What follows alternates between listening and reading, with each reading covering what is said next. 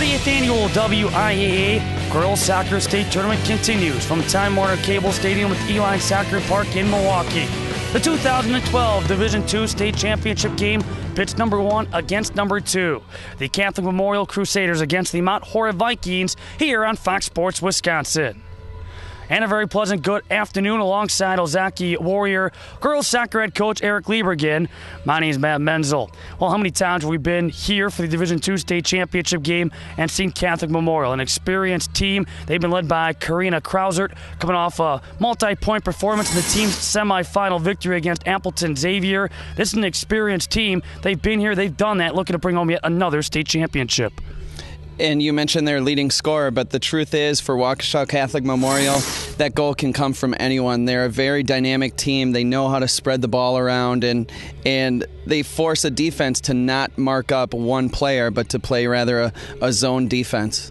The Mount Horeb Vikings are here at state for the first time. The boys team brought home the state championship back in the fall, so the theme here in the spring is, why not us? You're open to answer that question and sweep the Division II titles here in 2011-2012 school year. They have a pretty good 1-2 combo. And they had a really nice game in the semifinals, finding a way to use their combo. They looked for their moments to counterattack. They were willing to give up the game of possession, but when it was all said and done, they found ways to get the ball up top to Sullivan and create chances. Now, Kelly Sullivan is the team's top offensive weapon. So it's the 2012 Division II State Championship game as the Catholic Memorial Crusaders battle the Mount Horeb Vikings. We kick it off next here on Fox Sports Wisconsin.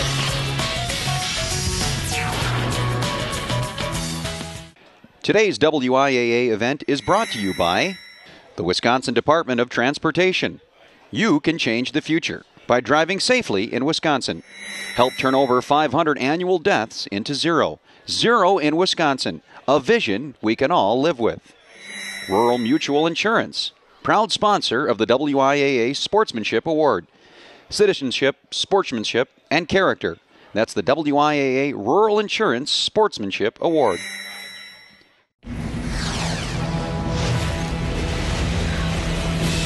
Welcome back to Time Warner Cable Stadium at Uihlein Soccer Park in Milwaukee as we get set for the 2012 Division II Championship game.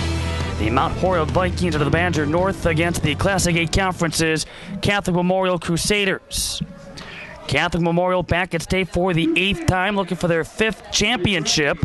They've been in the championship game 7 out of their 8 appearances. The Vikings, this is their first ever state tournament appearance. They're going to follow suit after their boys team won the Division II title back in the fall. For the Vikings, they have Kelly Sullivan along with Cassie Handrick, the 1-2 combo. On the opening kickoff, the Vikings, 20 victories and 3 defeats. They've won 11 consecutive games.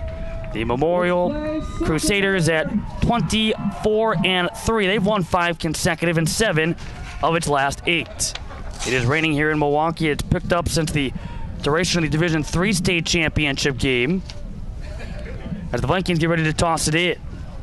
What do you expect out of this D2 championship? I expect Mount Horeb to be kind of patient defensively and then look for their counterattacks where they can get Handricks and Sullivan chances near the box. I expect Catholic Memorial to really spread the field and use their great soccer prowess and reading of the game that they do collectively as a team.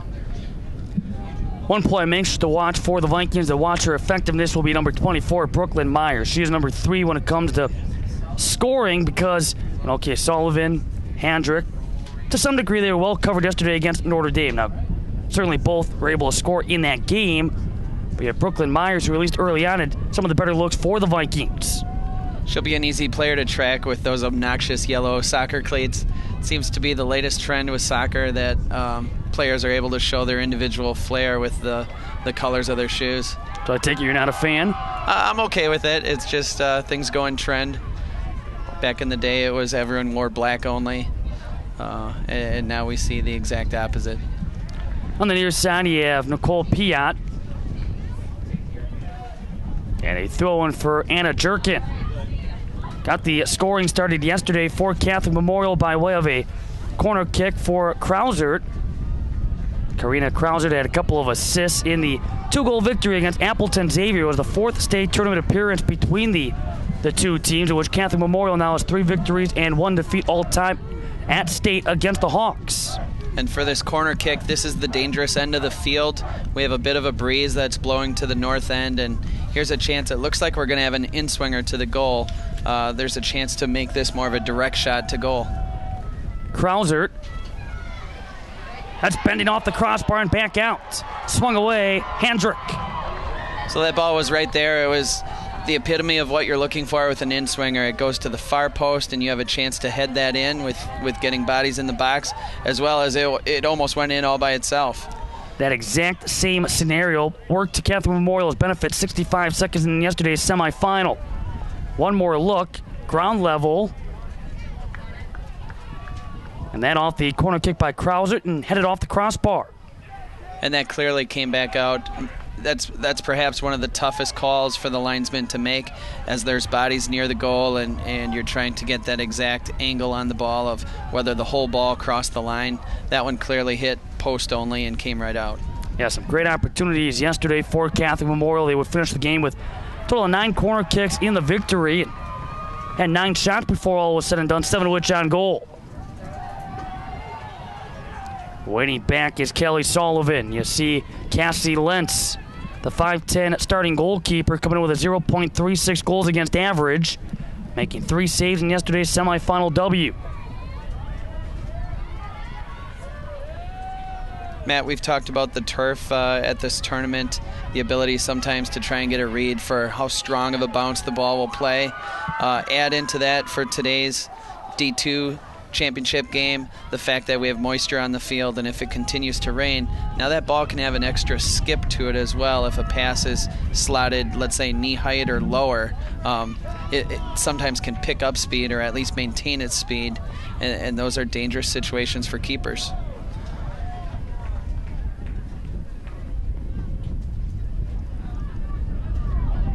A throw in here for Anna Jerkin. There's a battle of 1 against 2 in the final Division II state rankings. Catholic Memorial pretty much in that number 1 spot from start to finish. Only blemish early on came against a real strong Waunakee team in game number 2. But able to win the majority of their opening contests, including 4 that were played down in Georgia, part of their spring break trip. Came back and finished in 2nd place in the Classic A Conference, looking up at Waukesha West, another state qualifier who, again, won a perfect 7-0 in league play. So let's even forget about the trip to Georgia for a minute, which those are quality teams that they try and put on their schedule and bond as a team and also battle test themselves. You know, for them to play the likes of Hartford and Waunakee outside of their conference, let alone their tough conference, that's one of the reasons why Catholic Memorial is here year in, year out. You had Verona, you had Grafton as well, that was played here in a tournament. Brookfield Academy, they were co-conference champs. Brookfield Academy actually beating Catholic Memorial 1-0. And now Nicole Piat. Here in the 6th minute. That's going to be set up again in the corner for Karina Krausert, who comes in with a team best 15 assists this season, 27 points. That's first with Piat not far behind. Only a freshman has stepped up in a big way because there are a couple of veteran offensive players that already have gone down with injury. Thank you for your cooperation. Sometimes teams like to mix up the approach they give on corners. We're going to look at another in-swinger going to the far post. This one playing a little further away from the goal. Was trying to find Ava Olsen, but look at the goal being wide open. And a quick strike that's batted away. Anna Jerkin, the shot, the save made with Shiloh Krantz, the starting Mount Horeb goalkeeper. And credit Krantz with her ability to get back in and find where her home is in the goal. As she came out to win a ball that wasn't there for her, she finds where her line is and makes the save. So following the Jerkin shot, Krausert. Another nice high ball again, played up top. In front, again, a shot that's going to deflect down in for Anna Jerkin.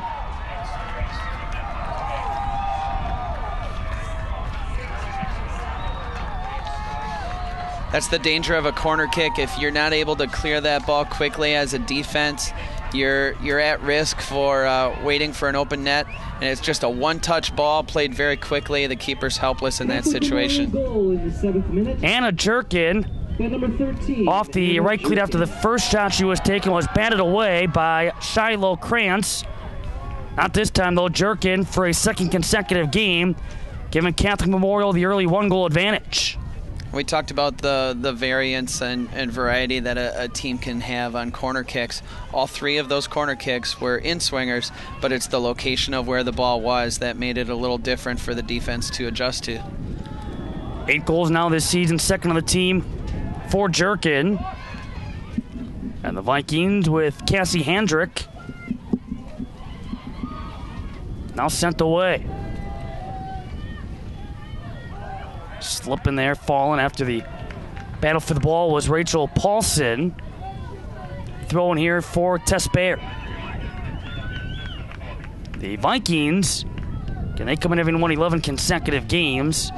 They knocked off Monroe along with the co-op of Belleville and New Glarus, known as Sugar River, and Madison Edgewood en route to qualifying for state, doing so by winning those 3 postseason games by a combined score of 9-3.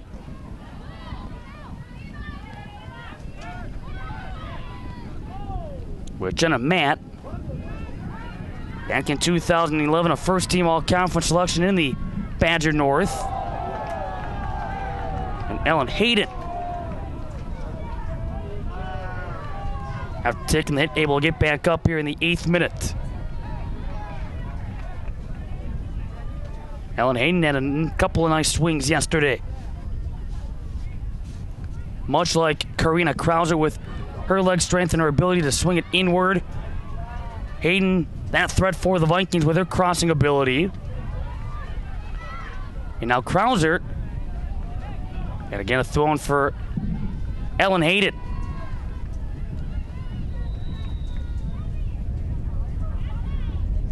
We have an official's timeout.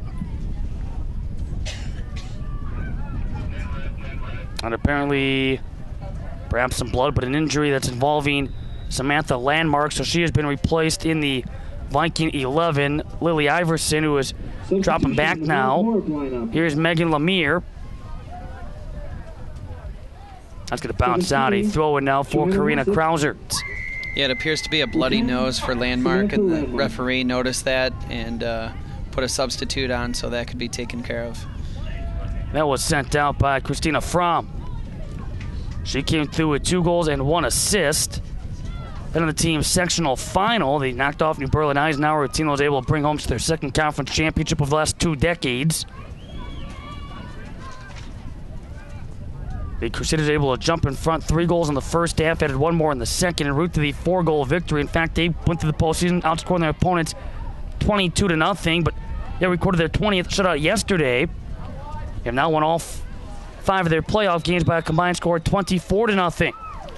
And once you know, again, we have 2 players for Mount Horeb that knocked into each other, and it looks like it's now Iverson's turn to have a hit to the nose. Not sure if she's bleeding, but needs to be attended to.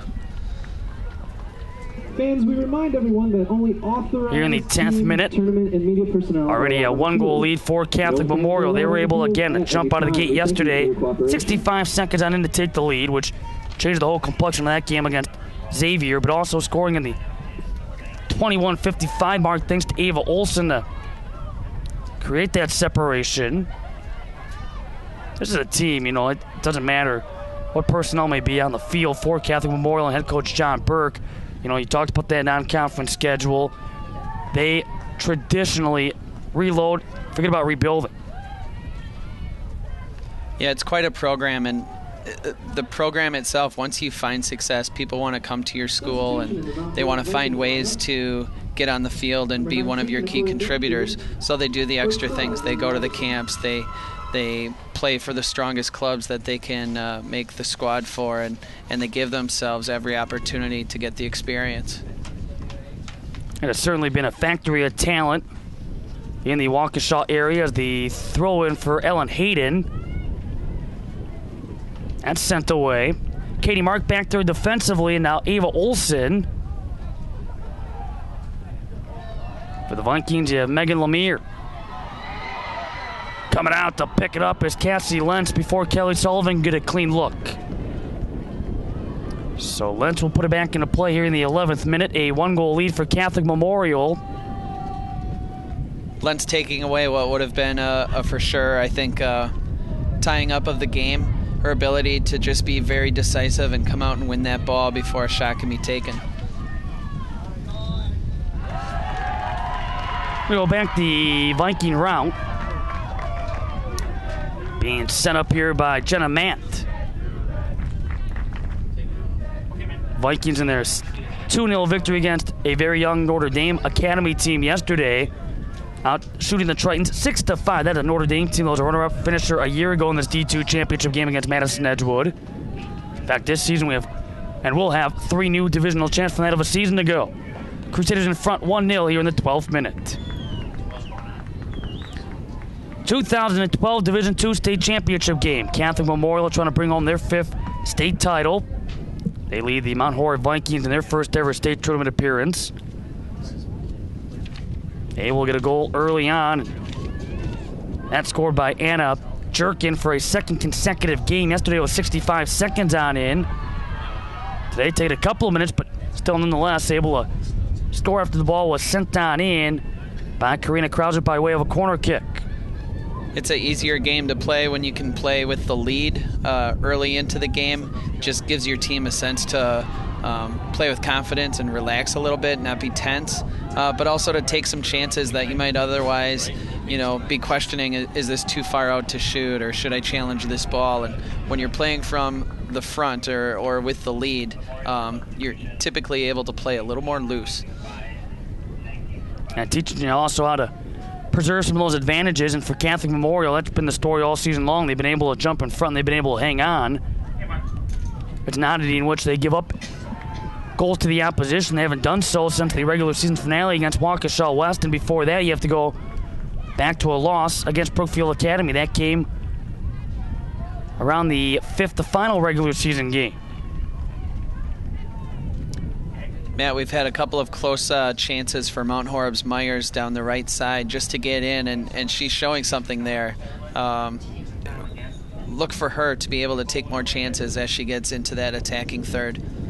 I'm telling you, she was impressive yesterday too. Brooklyn Myers, 8 goals, 10 assists, 26 points. I think it's fair to say, and you were talking about this the other day, about how you prepare for these games, not necessarily knowing really what to say unless you've seen the team earlier in the season, what to expect, and somehow you prepare for an opponent by looking at some of the numbers. Who was the top goal scorer? Who was the next best goal scorer? So you obviously see Sullivan's name, you see Hendrick's name, and so you know to mark up on those two. But sometimes I think Brooklyn Myers gets lost in that mix. Only 5'4", a junior, but she has been just as lethal against the opposition this season, and it's finding the back of the netting. And that's say Sullivan and Hendrick, and more so here down this stretch run. And positionally, as she's playing an outside midfielder, she's probably not going to have as many goals as your strikers. They're going to be looking for her to cross the balls in and set up the likes of Sullivan and Hendrick. So with her 10 assists that she's had, she's doing her job outside for Mount Horeb. See the rain falling here at Time Warner Cable Stadium, Uihlein Soccer Park.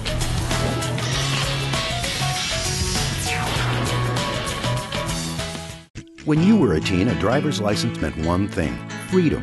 But to your parents, it meant the stress of finding and paying for auto insurance. Today, it's easy with Rural Mutual Insurance. We get teens. Our Town & Country auto policy offers young operator rates, claims-free discounts, deductible forgiveness, and multi-policy discounts of up to 25%. Since Rural Mutual Insurance only does business in Wisconsin, premiums paid here stay here to keep Wisconsin strong. Contact us at ruralins.com. Just yesterday, the forecast was calling for rain late at night. Well, surprise, surprise. There is a chance for thunderstorms before all is said and done as the ball is sent out beyond the reach of Kelly Sullivan. The wind, more of a factor in that first game. Still blowing right now. That would be at the backside. And for Catholic Memorial.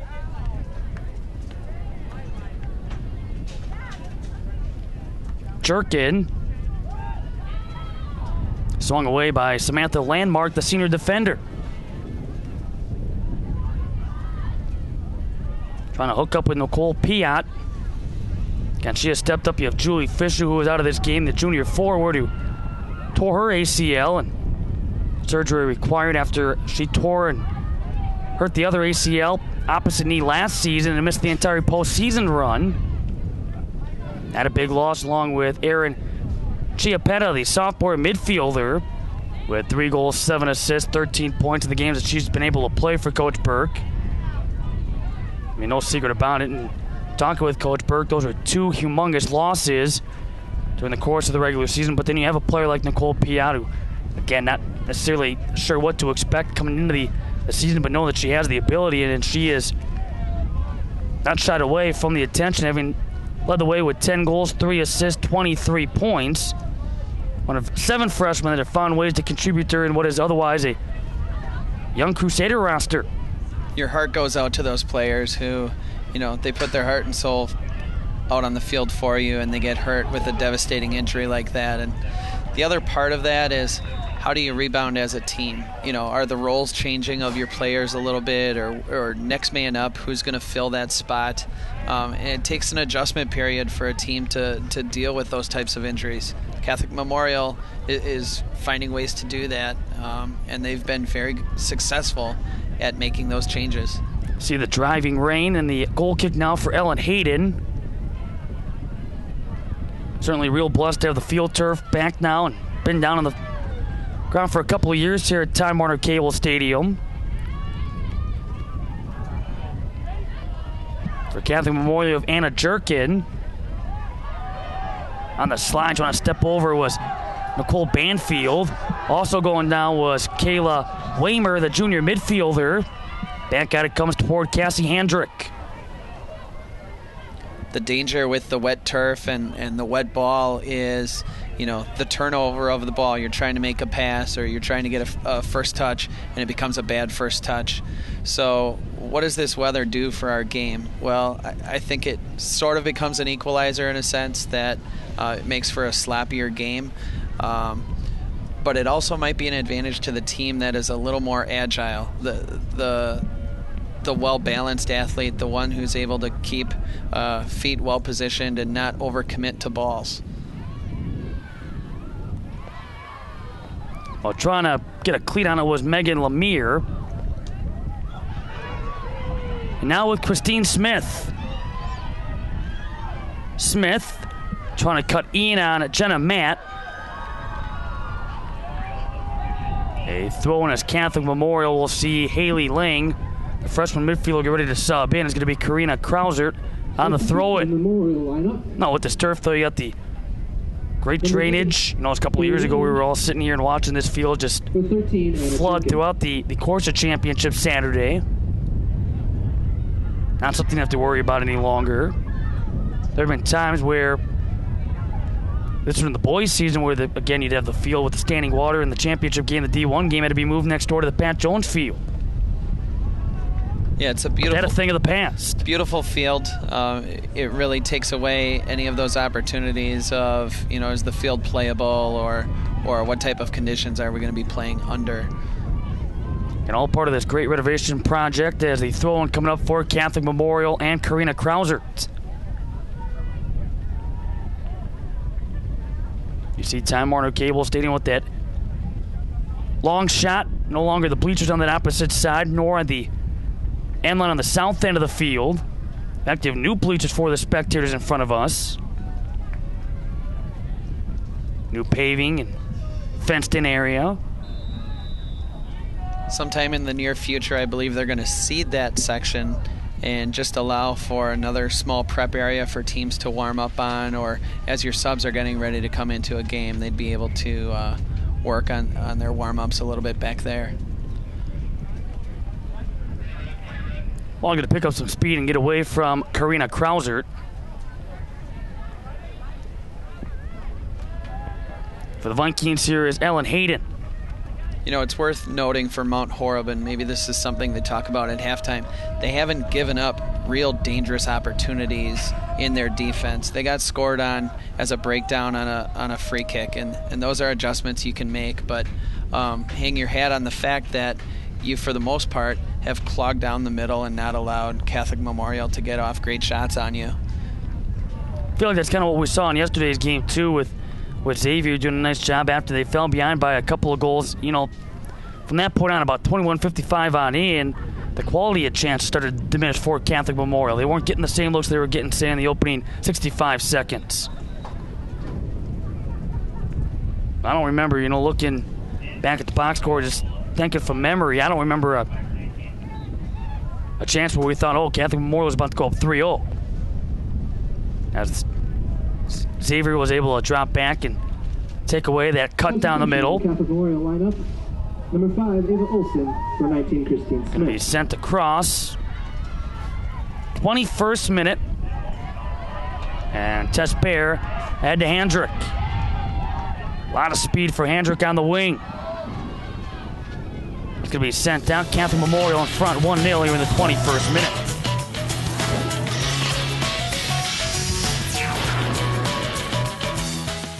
I want you to follow the tip of my finger with just your eyes.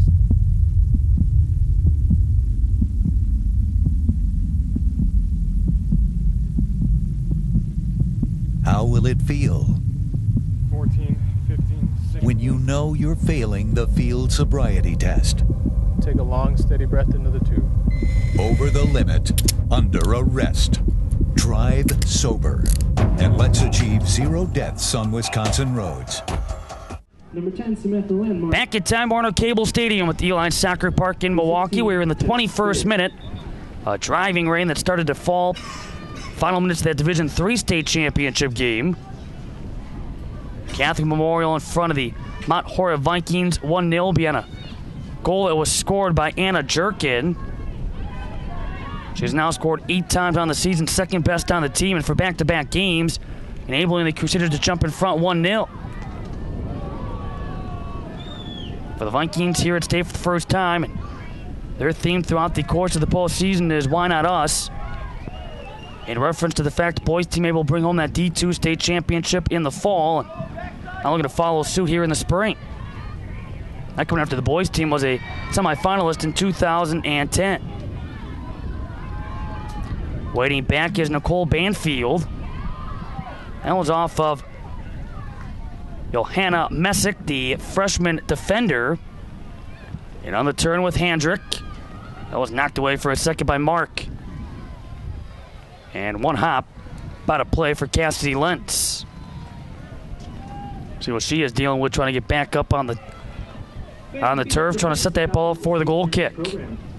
And with that little slant there on the field, you're seeing just how highly raised the field is, and that allows for all the drainage. So there's a lot of sand underneath the field. There's a lot of pebble and mixture under there so that it drains very well. And just overall a win-win situation. Long run to make here with Hayden, but Piat able to save it, trying to find Ava Olsen. Really a smart pass there to slot it in back to the top of the 6, but it needed a little more pace for where her teammate was. There was Sullivan. Sullivan again. Besides scoring the second goal for the Vikings yesterday, Sullivan finishing with 2 shots. The Vikings finishing with 6. Game 1 and halftime scoreless before both of the tallies came in the second half, including a penalty kick that was granted to Cassie Handrick. Handrick had the game winner in the team's sectional final against Madison Edgewood. That came 45-50 on in on the assist by Ellen Hayden. Lang.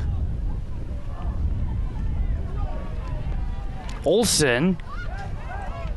And they point Crusader direction right now, a fallen Viking, that being Samantha Landmark. Trying to get back up, and we will have an official timeout. The third injury timeout for the Vikings early in this first half. And some help is Samantha Landmark. Yeah, umbrellas, a necessity here this afternoon from Time Warner Cable Stadium at Uihlein Soccer Park after sun-filled days each of the first 2 days. Yesterday, the issue was the humidity coming off that field and water breaks necessary in 4 out of the 6 games. So right now, the athletic training staff coming over to check on Landmark, having a tough time putting any weight on that foot. Substitutions in the Mount Horeb. It appears to be her right foot that she's favoring. 16, Not sure if it's knee or ankle. It appears to be ankle to me, but she's dealing with a little bit of pain and uncertainty. So what's being said now? If you're the team and coming together, what's kind of going on here? Is this strategy, or is it more just kind of? For Catholic Memorial, they're probably talking about, hey, what can we do to keep the ball a little bit better, and they know their team just as well as what the coaching staff does. Coaches cannot coach during an injury timeout like this, but it's just a chance for the team to gather together and maybe talk about something they can exploit. Like, hey, I have more speed than what my mark does on the outside. Try to set me up on the next play, or let's get an overlap run with our defender getting into our attack. You were talking about this yesterday. You're always interested to see the various T-shirts that come out based on the state tournament, some of the themes or the wording that each school puts together. But for Catholic Memorial, and one shirt they've always had going back years now under head coach John Burke is the family concept. Now, this is a team that spends many weekends giving back to the community, working together, charitable aspects. Got that team concept, that family concept, and that carries over onto the playing field. And I think that word does sum it up well, family, because when you bring together all the different personalities and groups of athletes onto your team, you do need to find a new bond. And there's going to be times where you're best friends, and there's going to be other times where there's a rift that occurs. But through thick or thin, you're sticking together just like family, and you got to work your ways through it. And if you ever get the opportunity to talk with Coach Burke, it doesn't take long for him to bring that up. He is so proud of the kind of players he has and the positive attitude, and then again the way they give back as they also continue to compete at such a high level. Haley Lang following the Viking foul. See Kelly Sullivan waiting back to 10 yards. Katie Mark gets the bend up top. Headed away by Brooklyn Myers. Now looking for it. Running it down is Haley Lang. Lang cutting on the outside, unable to save it on the near touch line. The Lang throwing again, trying to connect with Nicole Piat.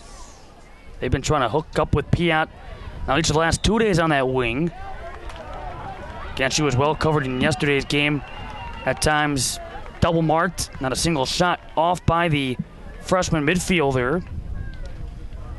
Again, she has been watched on this near side throughout too by the Viking D. And here's a throw in for Tess Baer.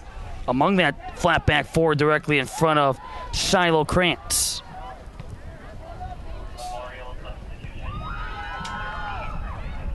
For Mount Horeb, they seem to have moved Brooklyn Myers to the other side of the field. That can be an important situation too, where your offensive players, don't let them be just in one position where the defense knows how to read them and gets comfortable with as they're looking onto the ball, that they kind of know where their mark is. Switch them up a little bit on the other side of the field, or mix them up and force your opponent's defense to communicate with each other about who has the mark. Number 13, Anna Jerkin. Ball being set up by the Vikings. And the goal kick for Jenna Matt. Catholic Memorial back in the championship game for the first time after a one-year absence. Last year falling in a semifinal against Madison Edgewood 1-0. Otherwise, again, in 8 appearances, 7 times they have been in the title game. Their last championship coming in 2010, back when Grafton went from D1 back down to Division II, and then again, last 2 years they've been back up at Division I level, and they just misqualified for a championship Saturday. We had mentioned that in the Mount Horeb Notre Dame game yesterday of the semifinals, that for whatever reason Green Bay Notre Dame has not come away with a championship, and a lot of that reflects right back to the likes of Xavier and the likes of Waukesha Catholic Memorial, that they are the ones knocking out Green Bay Notre Dame.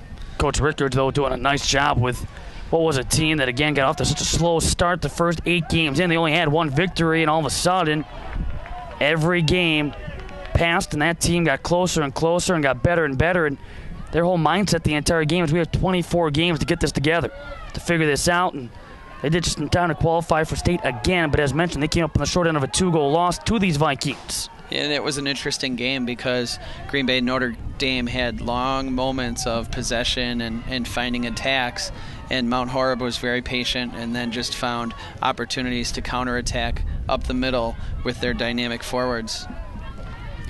On the takeaway by Bayer, in the open field, was trying to connect with the speed of Hendrick. Sullivan beat to the ball by Tori Hodorowski. Outfield with Krausert.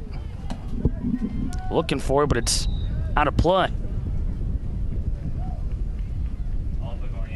Still trying to get Cassie Hendrick involved. And if she gets an inch or two, if she has a little bit of spacing, look out. That's one thing we have been fortunate to see throughout the course of the last couple of days, some real speedy wing attackers. Again, Hendrick, one of those, when she gets a little bit of space and you give her just a little bit of room to maneuver, she'll make you pay. And it's difficult for a defender to sort of pick their poison, so to speak. You can mark the opponent tight, but if the ball gets played through, it's a foot race onto the ball and they have a 1v1 to the keeper. If you mark them loosely, you're giving them opportunities to carry the ball, and then at some point they'll find that extra gear and use their speed. So it's a pick your poison situation. Well, throwing here for Tess Bayer. As Coach Mark Newman back to the bench. And back in is Lauren Fargo, the 5'4" senior forward. As for Coach Newman, he is back. Also the boys coach, bringing the team here in the fall and leading them to that championship after the semifinal appearance in 2010. He is back now in the springtime for his 13th season. Krausert will stay with it. Fargo there for the Vikings. Will stay with Catholic Memorial as the rain lets up. Coming back toward the ball is Christine Smith. That against Hayden.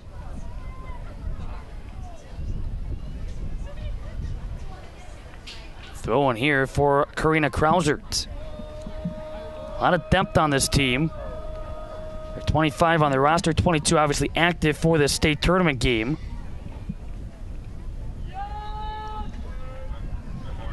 And now Catholic Memorial will see one change to their lineup, which will see Nicole Piak get a breather.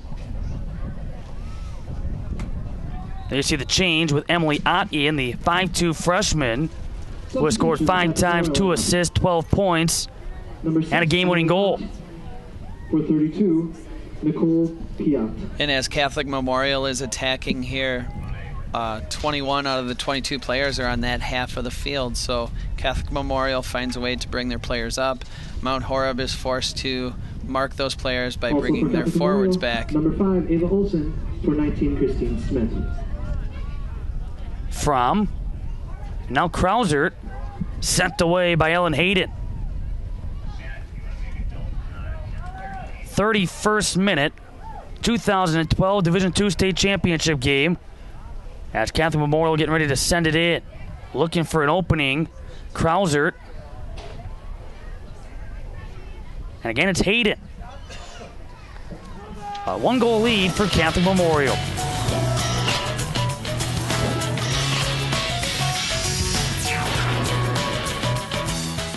Thank you. Can I help you today? No thanks. I'm just looking. Oh, this is cute.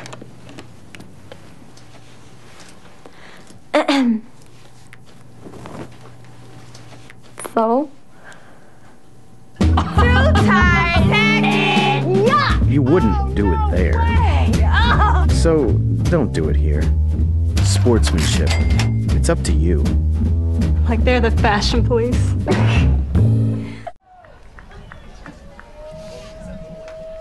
Welcome back to Time Warner Cable Stadium at Uihlein Soccer Park in Milwaukee. It's continuing coverage of the 30th annual WIAA Girls Soccer State Tournament here on Fox Sports Wisconsin.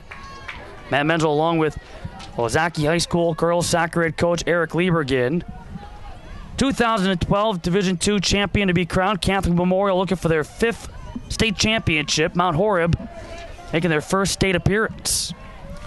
Very dangerous free kick here. It's shorter than a corner kick, so you're going to be able to be a little bit more precise on where you want to place the ball. Mount Horeb is forced to protect the goal, and yet you're going to have a player waiting at the top of the box as well with space to run onto a ball. Christina Fromm, who has scored 4 goals in 2 sectional games. Blocked in front, all kinds of traffic sent away by Tess Bayer. I think that shot actually got blocked by a Catholic Memorial player, but that's the danger of that type of situation. The ball can barely clear, and then you're going to get a deflection or an obstructed view for the keeper, and they can't read the second ball. So Krauser got the second chance opportunity. And now Hayden with the Mount Horeb goal kick. Team that comes in averaging about 4 goals a game. They give up less than 1. These are 2 teams that, like we saw in that Division III game, that take pride in their defenses. Although Catholic Memorial, no shortage in offense either. They came in with a total of 60 goals prior to the state tournament. And have been able to put up 3 so far in their first 2 games. And I saw in their playoff run they've scored, I think now 25 goals to their opponent 0. So a lot of work for Mount Horeb to find a way to get through that defense.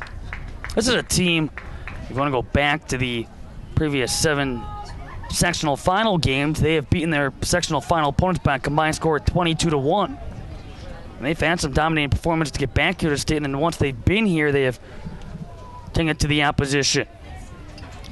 And what surprises me is it seems year in, year out, Catholic Memorial just plays their style of soccer. It's not intense. It's not physical. It's just smart team play, work hard, and make the most of the chances when you're given those. Krauser. Right now Hayden defensively. Olsen will send it out. Olsen, a special player for the Crusaders as well. She had a goal yesterday in the 22nd minute. Only 5-1, the junior forward coming in and adding to her total. In fact, that being only her 2nd goal of the year. Dropped back for a number of games here this season for Coach Berg's team.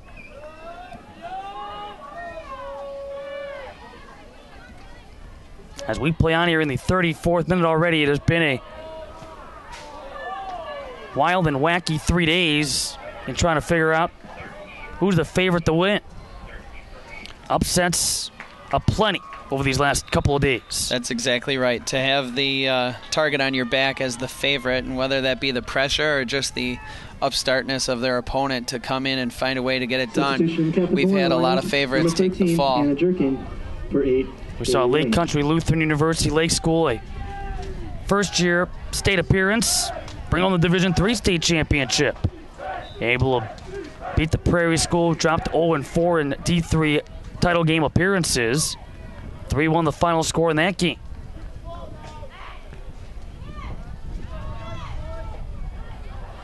Now it's headed up by Banfield. Krauser on a second chance. Just over that at Courtney Farley. Olsen trying to keep it alive. And now Myers. Take it away, but sent away. Upfield with Tori Hodorowski. And now Hayden. You factor this, a number 1 versus number 2 in Division II. Both Division II and Division III had 3 out of the 4 teams that qualified for state in the final top 5 state rankings.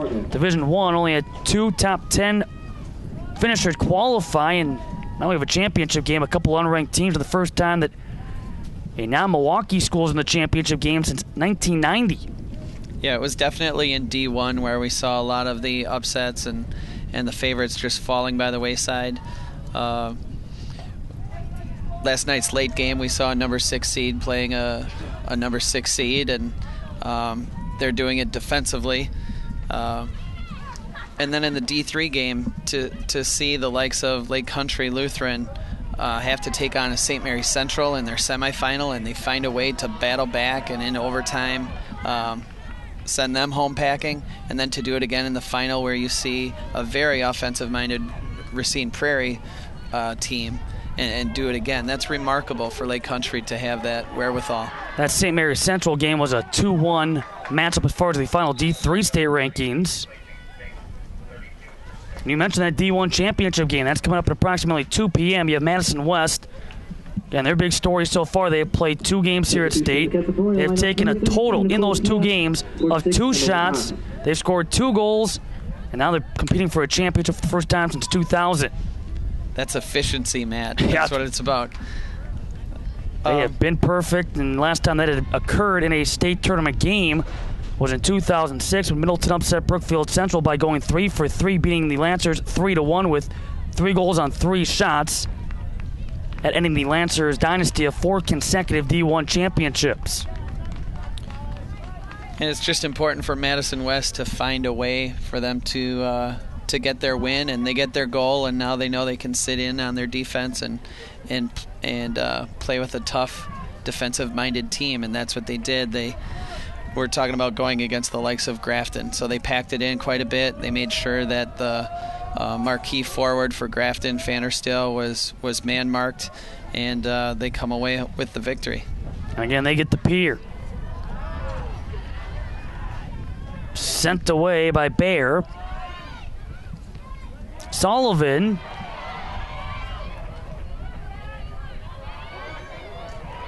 That was freed up by Lemire. Handrick heads it around Katie Mark.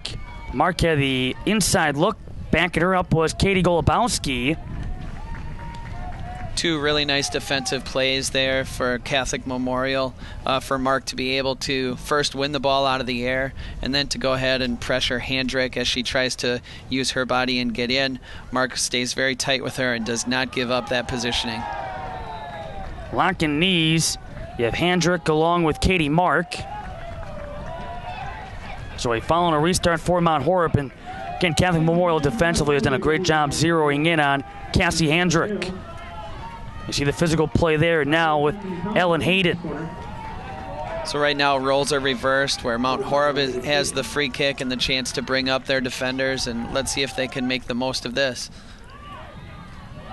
Lifted by Handrick. Unable to keep it in was Tess Bayer.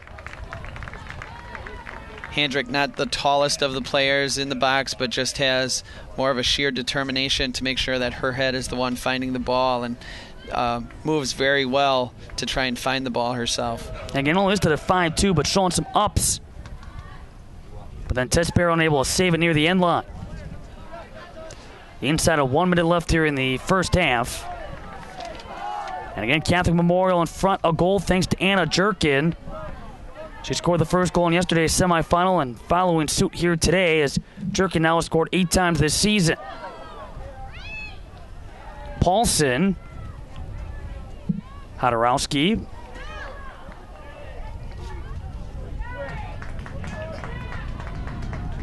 That was knocked off the cleat with Karina Krausert. Hayden. Again, Cassie Handrick breaking for the ball, but going to roll out for a throw-in by Katie Golubowski. Final 15 seconds. 10, 9, 8, 7, 6, 5. Off the Krausert throw-in, 3. Catholic Memorial will go into halftime in this 2012 Division II State Championship game on top of the Mount Horeb Vikings. 1-0 behind a goal by Anna Jerkett. You're watching continuing coverage of the 30th Annual WIAA Girls Soccer State Tournament on Fox Sports Wisconsin. This is built for speed. This isn't.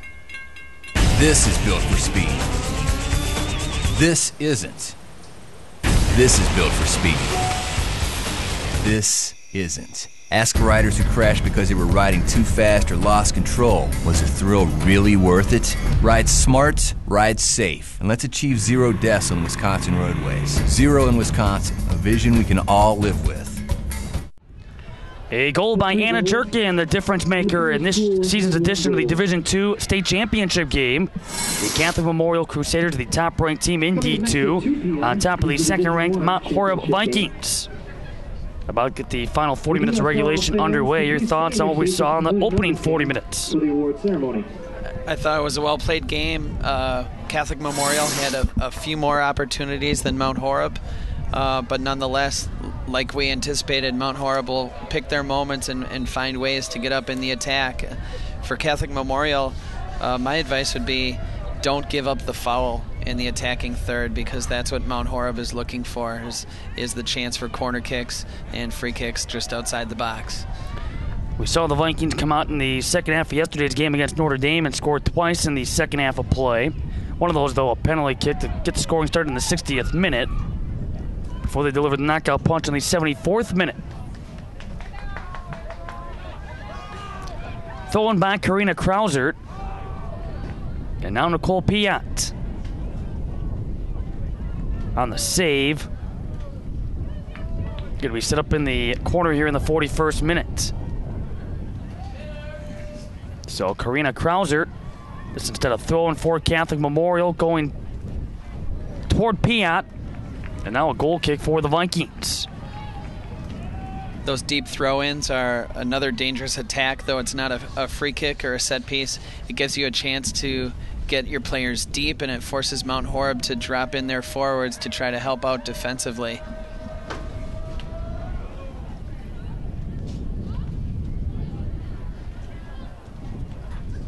Kept on the ground by Hayden. Coming over now is Christina Fromm. Now Ava Olsen.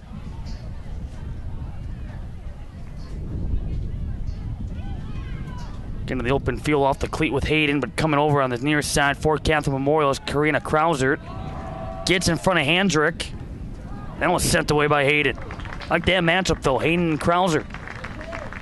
Especially size when you factor and look up and down the height for these two teams. And for Olsen to be able to hold the ball in the middle and look one side of the field and then switch back to play wide allows for that type of matchup.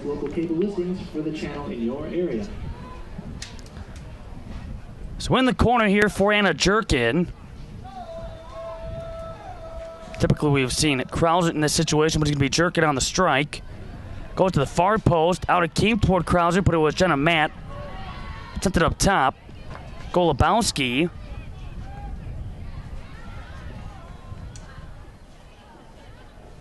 Olsen. And now in Nicole Piat.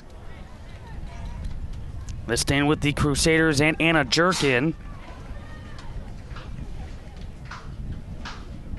Olsen in the box area. Is Jerkin looking for personnel, and it's Piat who comes back her direction. Piat. That was knocked down, though, by Samantha Landmark. Able to come back into the game. She was one of the 3 Vikings having to be sent off during injury stoppages. Piat. If I'm not mistaken, Landmark was sent off twice, dealing with some injuries. So for her to come back is a nice sign. She gives a steady presence in the defense, making sure her body's behind the ball and clearing the ball wide. Here's Anna Jerkin. Piat. And now Piat back up top. Connecting with Christina Fromm, but again, the clear by Nicole Banfield. Weiss.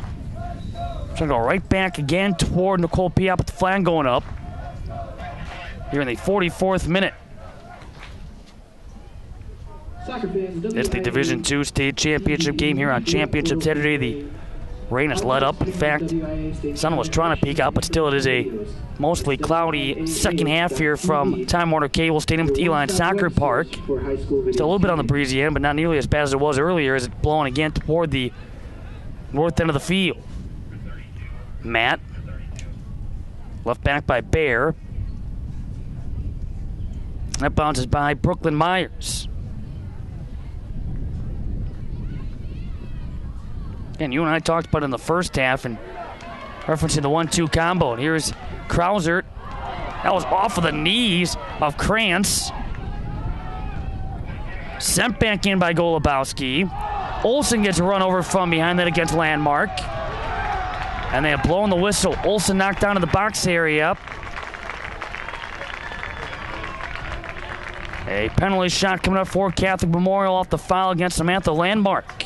Ava Olsen appearing to be a little shaken up on the play, but she did a great job of trying to establish her space early on this rebound, and then her getting knocked over in the box forces the ref to make the tough call. Here's that knockdown, no doubt about that one.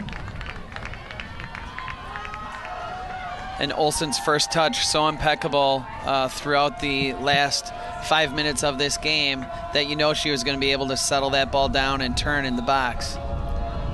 Christina Fromm and Catholic Memorial in front 2-0. Fromm scoring now her 5th postseason goal over the last 3 games.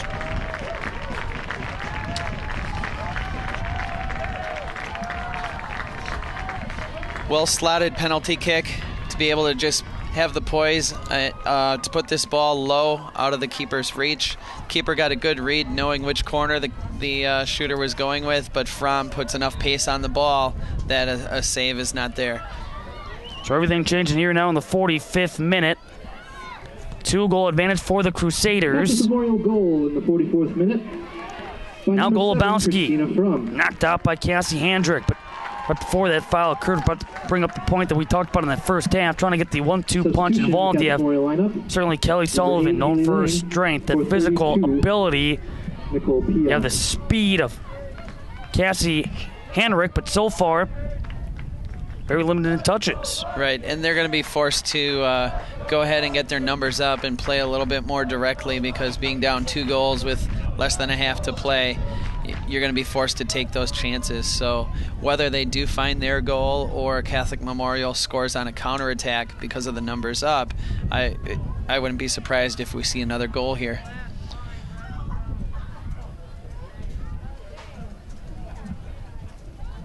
Waiting back is Fromm with that penalty shot. Now 6 goals on the season. Again, 5 of those have come over the course of the last 3 games.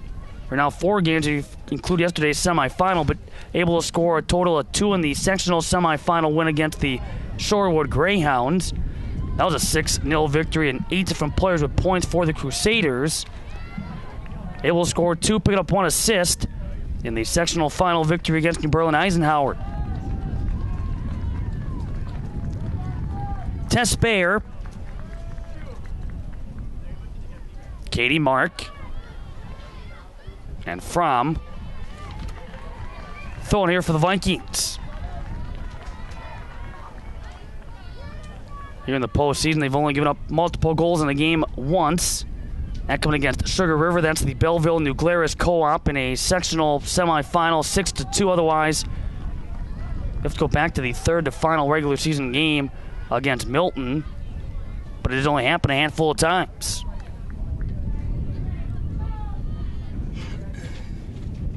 And for one of the goals to occur today on a penalty kick, you know, it's an unfortunate event. The defender was not obviously trying to cause a foul in the box, but just being a little bit overzealous and trying to get to a ball.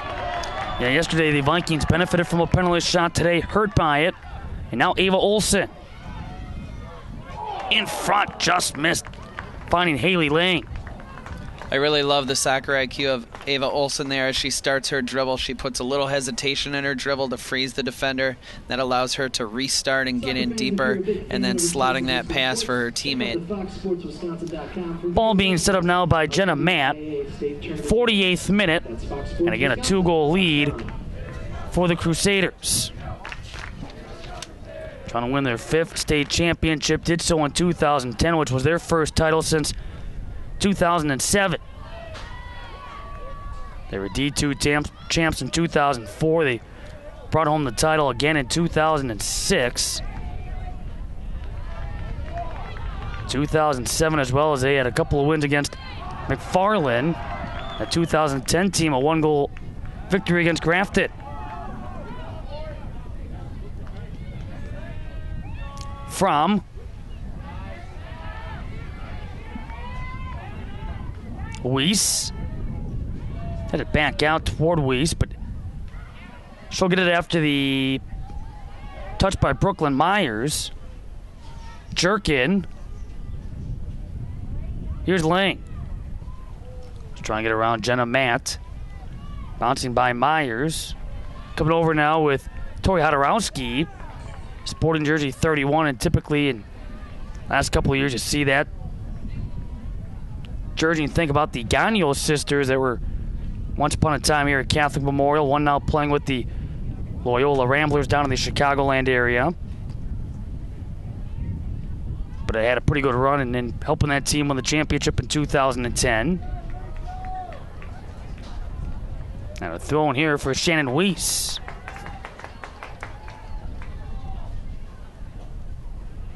Yeah, Valerie and Monica Gagnon, just two of a number of very talented players that have come through this program over the last decade. Absolutely, and you summed it up quite early in this contest, saying that you're just reloading with talent year after year.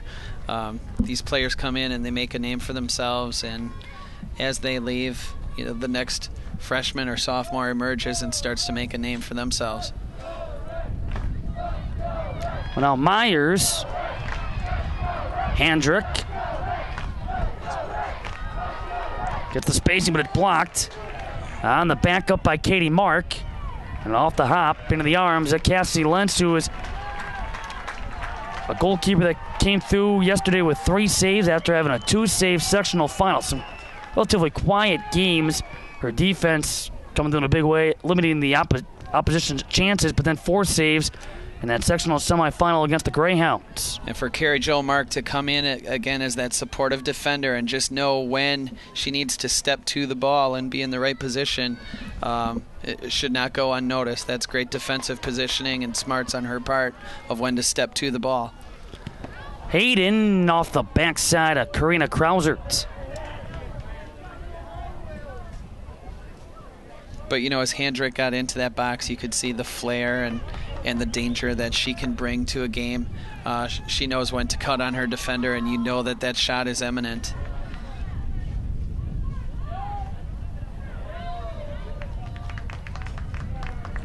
Hayden throwing it in.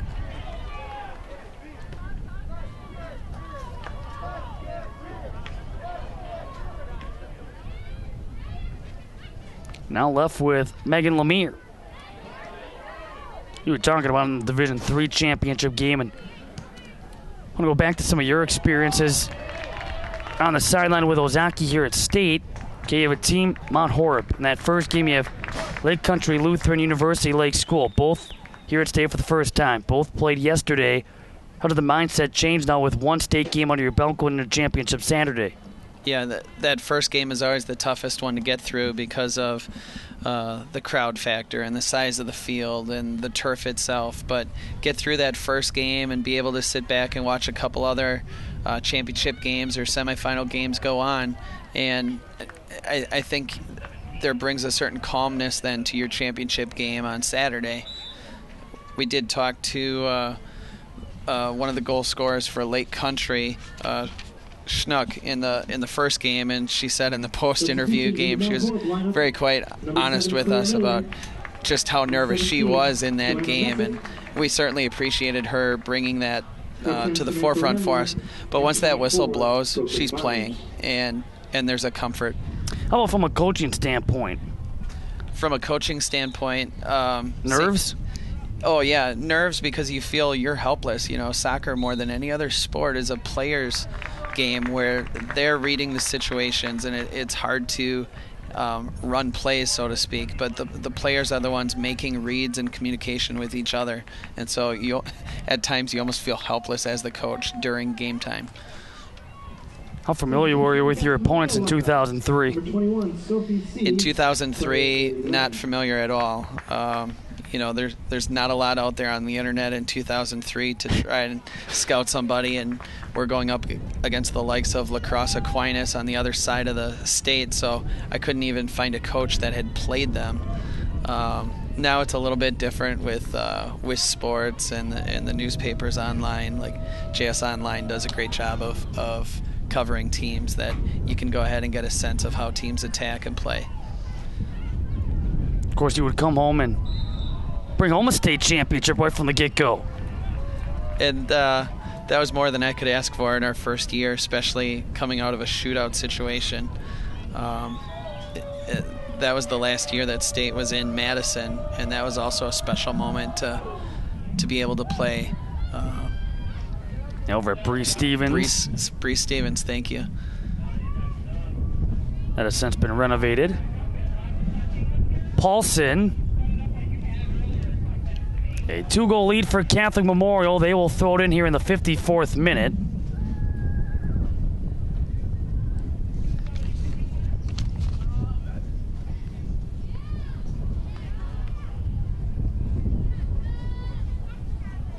On the run made by Ellen Hayden.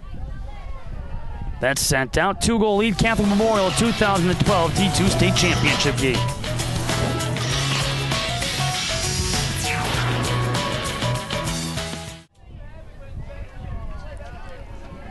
Fans, we want to remind you at the conclusion of today's game to please remain. Welcome back to Time Warner Cable Stadium at the Uihlein Soccer Park in Milwaukee for continuing coverage of the 30th annual WIAA Girls Soccer State Tournament. We have made it to championship Saturday alongside Ozaki Girls Soccer head coach Eric Liebergen. My name is Matt Menzel, and already a number of exciting finishes throughout the last couple of days. And here on Championship Saturday, already one champion has been crowned in Lake Country Lutheran University Lake School by way of a 3-1 win against the Prairie School. Catholic Memorial trying to hang on for their 5th state championship. And a throw-in for Karina Krausert. Foul from behind against Johanna Messick.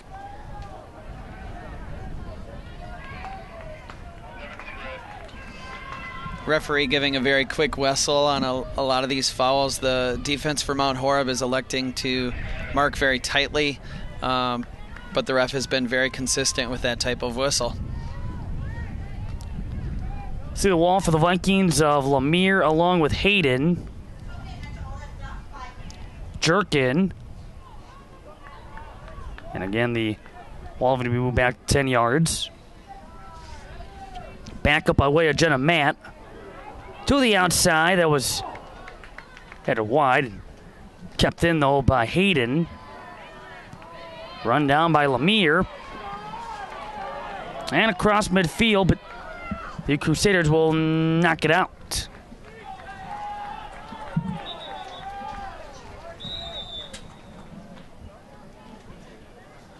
Mount Horeb dealing with yet one more injury inside their box. We have a defender down that's going to need to be attended to. I noticed on that free kick as the ball got played in, Catholic Memorial was very aggressive to the ball and more so knocked the Mount Horeb player toward the goal more than what the ball. But the ref thought it was not a foul. Again, the Crusaders now will make their way over to their bench area. On field level underneath the press box. So this is one of those situations where Coach Burke can take advantage? He's not supposed to. The players can run over and get water, but it's not supposed to be a coaching moment. So we'll see. And I do see it now. The linesman is just sort of hanging out in that area, making sure that no coaching is occurring. They just kind of walking around in that background area as the Vikings have been sent off as well. So an injury timeout here in the 57th minute. A 2-goal lead, Catholic Memorial on top of the Mount Horeb Vikings as the Crusaders are about to make their way back onto the field. That group trying to win the 5th championship in the school's history going back to 2004.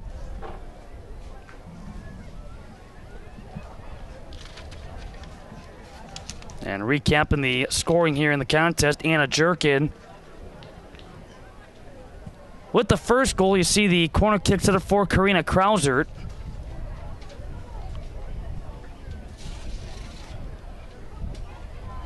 And it came right to the feet there and on in off the right cleat for Anna Jerkin. First goal for the Crusaders for a second straight day, and then on the restart by Jerkin. Here's the injury that occurs for the Vikings. And we saw two different serves there. The goal was coming off of an in-swinging ball, playing closer to the goal itself, and then on this last free kick just outside the box, going with more of a out-swinging ball. Here's that second goal is on a penalty shot. What the keeper's trying to read in terms of where to guess is the plant foot, and because the plant foot ends up turning to the right post, the keeper's first step then is to try to drive that leg low and get her dive extended as far as she can to that post. But she put it in so tight to the post that even with the read on the keeper, she's not able to get there. So Fromm with 6 postseason goals over the last 4 games. And a total of... The WIAA is seeking men and women interested in sports. Now over with young student athletes a total of 6 this season. Schools by becoming a WIAA licensed official. To learn more, so again, the injury stoppage here. Official, umpire, or referee for any sport. Contact the WIAA. Right now they have the fallen Viking, at least on her feet. There you take a look at Nicole Banfield, the freshman midfielder who has shook up. Accessing the official's licensing link on the WIAA website. And again, from the athletic training staff here, being helped off the field.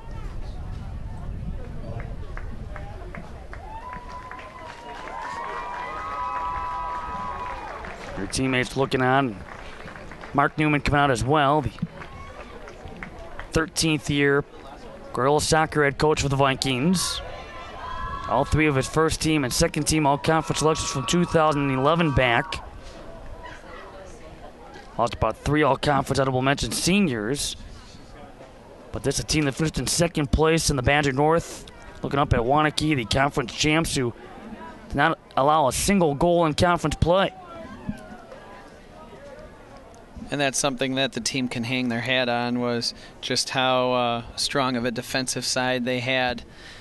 Now being forced to put a substitute into your defense can be a little bit nerving for a coach. Typically you don't like to sub your back 4 a lot because you want them to gel together and they can understand the blend between when to zone and when to man mark.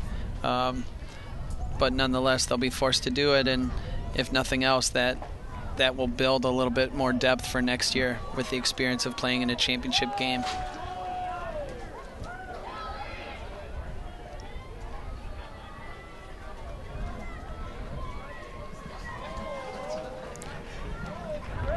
So as both teams make their way back onto the field again, Cole Banfield being helped off the field.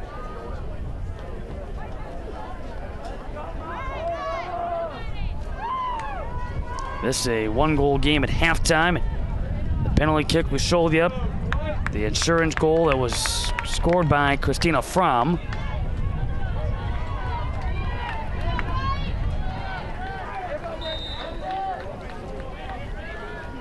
And so play on the throw-in for the Vikings. Right back to Hayden. Lemire. Then off the head with Mark. Mark very good at being able to keep the ball in front of her, winning balls out of the air and knowing how to clear them 1 or 2 touch. Lemire on the through, trying to find Handrick, but Mark, again defensively, making sure Lentz has no problem picking it up. And for Lentz, really good decision. You'd rather have the ball in your keeper's hands with the chance to get more bodies up and go ahead and punt this ball than to have your sweeper dealing with the ball. Lentz across midfield, that's over there to Ava Olsen. On the turn by Lemire. Olsen got knocked down. Lemire falling over the backside of Olsen. That's off the head of Christina Fromm. And now with Jenna Matt. Look down to the Crusader bench area. Incoming.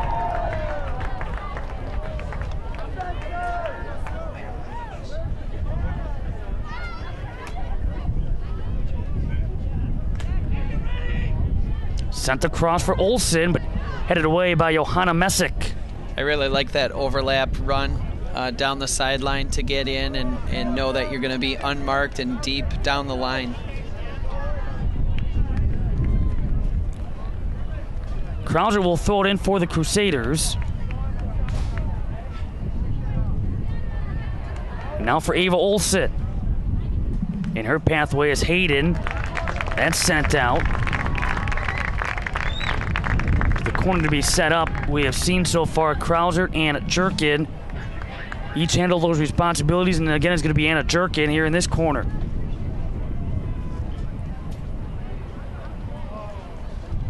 Catholic Memorial yesterday able to get off 9 corner kicks.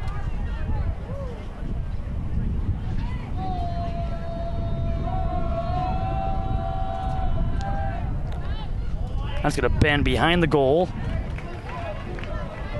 A reminder that coming up at approximately 2 p.m., it's the D1 State Championship game to wrap up the 30th annual WIAA Girls Soccer State Tournament, as the Pier, they will battle Madison West. That's the D1 State Championship game coming up at 2 p.m.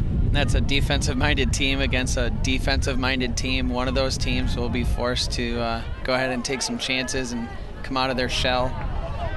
But I wouldn't be surprised to see a 1-0 lead and hold on for dear life, as both teams have more or less shut down offensive-minded teams and held on for their 1 or 2 goal leads.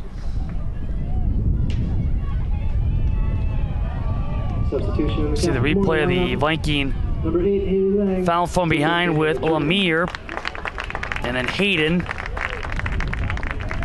on the physical play. The restart. This one back in the corner for Haley Lang. Can you imagine if West is able to find a way to win again with only 1 shot?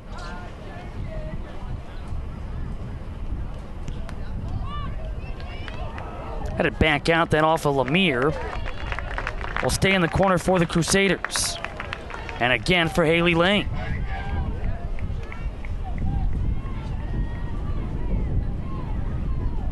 '60th minute. Game 12 of 13 this year in the state tournament. Olsen cuts in on Messick. Leaves it up front, just missed the connection with Courtney Farley. Yeah, Farley coming in with a goal and 3 assists, was in the perfect spot for the placement. Ava Olsen knowing that the danger zone there is to get in deep on that touch line and pass the ball back so that you can have a one-touch shot, and the timing of it was just off a little bit on the run.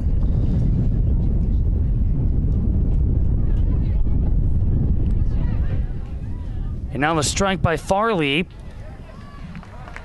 Again, we'll go back into the corner for the Crusaders. So you mentioned about their 9 corner kicks yesterday, and this is the result of that. When you put pressure on a defense and you're taking shots, they're going to have misplayed balls or balls that carry them off themselves, and it's such a dangerous weapon to be able to have corner after corner.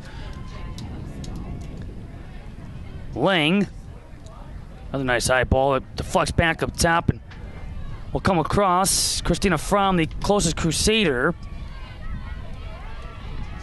And the ball is going to roll out, no save for Tess Baer.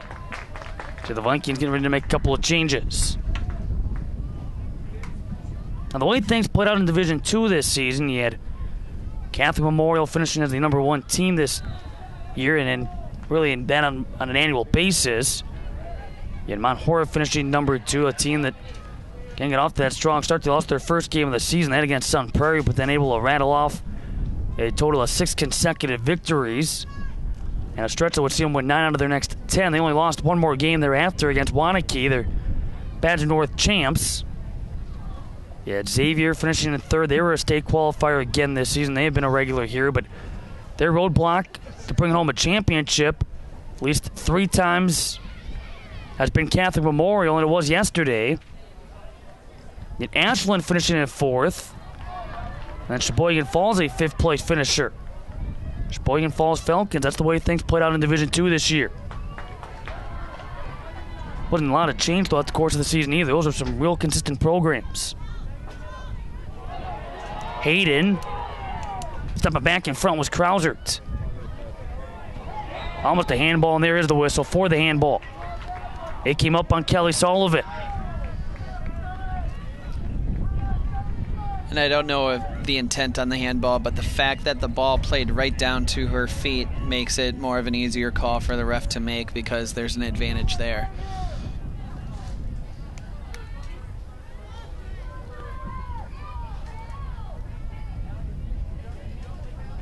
Mark just played it short over to Shannon Weiss.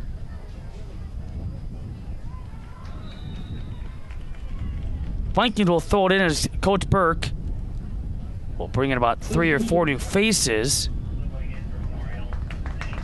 That's going to include Nicole Piat back in. For Mount Horeb, you see Samantha Landmark back into the 11. Substitutions in the Mount Horeb lineup. Keeping fresh legs out there now with the sun out. Starting to heat back up again. And again, coming off that turf. Substitutions in the Catholic Memorial lineup. And the change of pace when you bring in a different forward, it provides opportunity for the comfort level of your opponent's defense to be shook a little bit. You have now a bigger target coming in up top for Catholic Memorial and chasing down a ball. It's just going to allow for perhaps a deeper ball. And I'm talking about Christine Smith and her ability to come back for balls. Piat. Kicked out by Johanna Messick. Substitution in the Catholic Memorial lineup, number 13. You talked about a young team for Catholic Memorial. You talked about their non-conference slate being battle-tested coming in and that enabling some of that youth to grow quickly. Remember, too, Classic 8 Conference considered one of the, I would say, top 3, at least in this area, as far as soccer conferences goes. Nice mixture there with D1 and D2 in the case of Catholic Memorial. And you have, besides Waukesha West, you have the Arrowhead Warhawks, who had been in the conversation for the top 10 in D1 this year.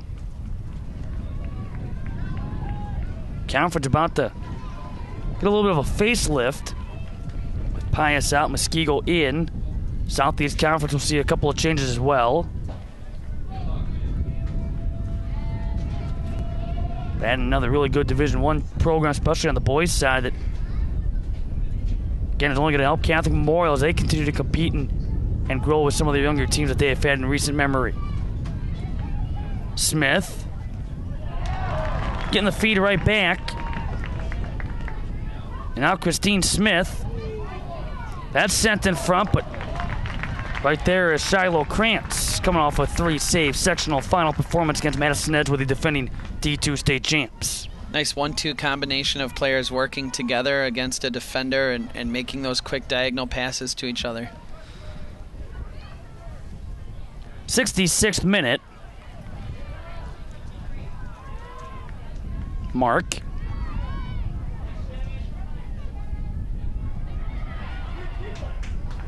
And the pickup there by Cassidy Lentz.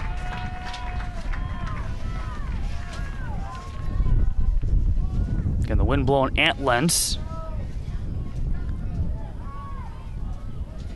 Trying to find Christina Fromm on the backside.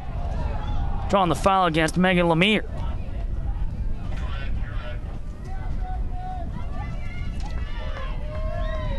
That was the aftermath after the whistle came before that trip up.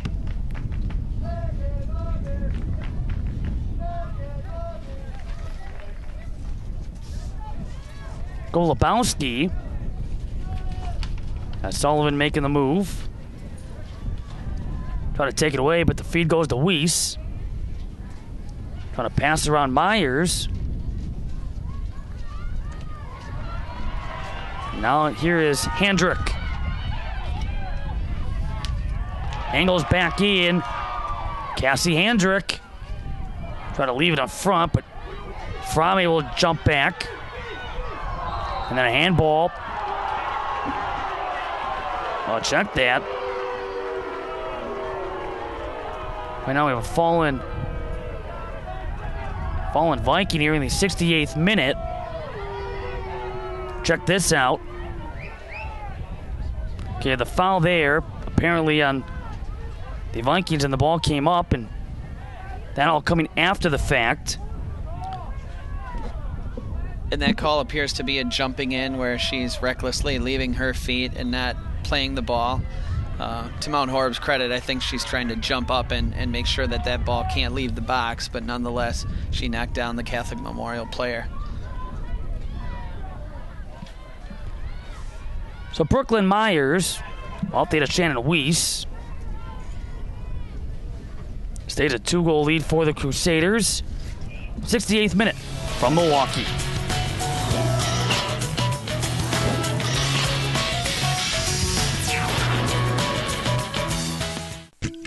In Wisconsin, we believe in lessons learned early in life. Play hard and play fair. That's why Rural Mutual Insurance sponsors WIAA Athletics and the WIAA Rural Mutual Sportsmanship Award. We're proud of Wisconsin and of our agents and claims adjusters who give undivided attention. They don't stand on the sidelines when misfortune hits. We serve everyone, rural or city, with the fastest claim service in the state. Rural. It's not where you live, it's what you value. A Farm Bureau service. Substitutions in the Catholic Memorial lineup. Number 24, Courtney Farley. Welcome back to Time Warner Cable Stadium at Uihlein Soccer Park in Milwaukee for continuing coverage of the 38th annual WIAA Girls Soccer State Tournament. 2012 Division II championship game. And Catholic Memorial in front 2-0, able to score once in the first half, adding a penalty kick. Half number 2. And somewhat of a frustrating day for Mount Horeb because, like we mentioned, the goal's coming from a penalty kick and another one coming from a corner kick. And though you hate to give up goals on set pieces, they can hang their hat that defensively they have not been broken down up the middle and given up the easy goals. Karina Krauser.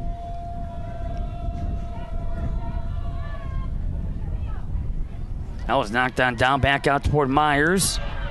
Nobody in the goal, and so a landmark coming over defensively to back up Krantz. Another look, and that's sent away by Shiloh Krantz. Nice sequence for the Crusaders. Krantz showing her ability to come out of the box and then rush back and try to find her home in the goal. That last ball, I question if she'd be able to save that with her hands, but she does find a way to prevent the goal from occurring.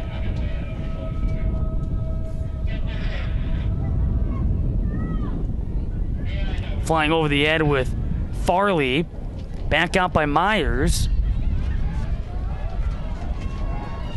Handrick, unable to kick around the defender Katie Golubowski. Lemire. And now Hayden. Marcus back there defensively. On coming with Sullivan. We're inside of 10 minutes left here in half number 2. If you're Mount Horeb, how does your game plan now change? Do you have a game plan? Is it more just everybody run and kick? I think what you need to do is find ways to get the ball to your forwards and let them hold the ball a little bit and take your chance pushing your numbers up.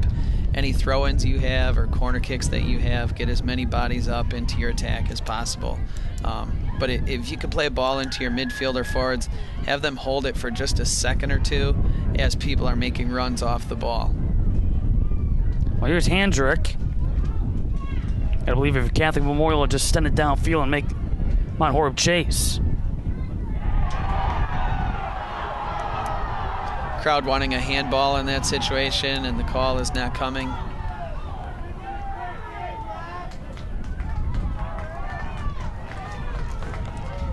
Here's a throw in. Karina Krauser in the 72nd minute. Just over the cleat with Johanna Messick. And now Piat. That ricochets toward Landmark. And the defense will drop back for the Vikings. They get set up as the Crusaders will have the throw in. As they go back to the bench. So Olsen is in. And Christina Smith will exit.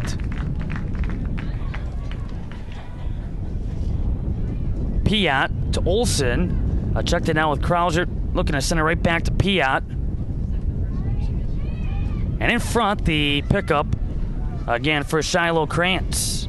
One of the 8 seniors playing in her final game for the Vikings. Of course, there are 3 seniors for Catholic Memorial.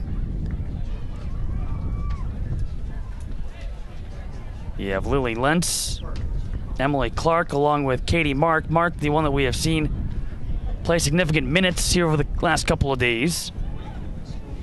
And Mark doing an exceptional job knowing her role as the supporting defender. So she'll hang back, she'll read the situations, and then she'll snuff out when her teammate needs support. Handrick. And just as we spoke, there's Mark on the money, reading when the opportunity is coming from Mount Horeb and stepping up to deflect the ball. Hayden in the 73rd minute. Gonna see it come back her direction. Can the Vikings hurry up most? Anytime that ball's going out, they're gonna quickly get it back in. That one's gonna go out here in the 73rd minute. A 2-goal lead, Catholic Memorial in this 2012 Division II state championship game.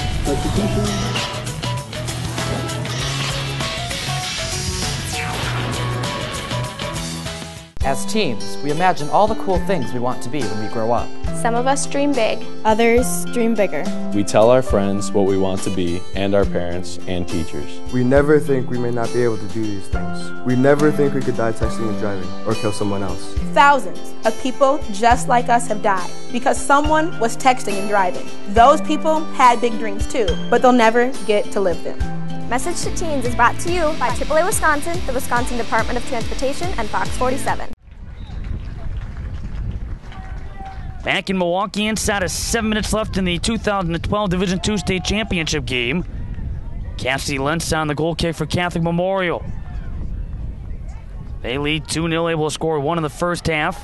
For a second straight game, it's Anna Jerkin giving the Crusaders the early advantage before a penalty shot, enhancing that lead to 2. And again, it was Mount Horeb who benefited from a penalty kick yesterday, and today working against them. That coming into the second half, and the goal was scored by Christina Fromm.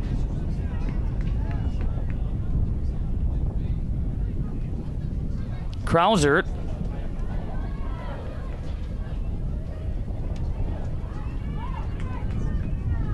That's a flex back toward Hayden.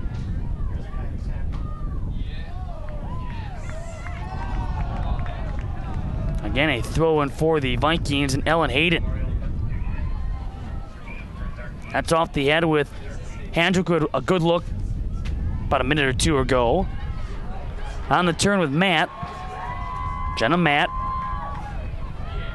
And again, it's going to be Cassie Lentz.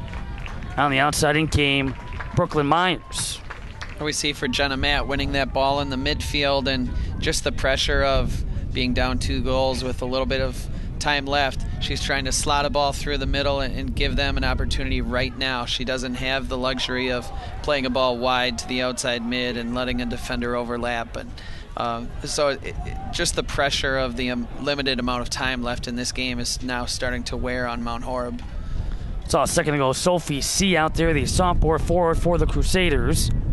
Now here is that one of the seniors, Katie Mark. Staying with Anna Jerkin. Right now she's got the game-winning goal. As the Crusaders looking for their 21st shutout on the season. And trying to get their 6th consecutive.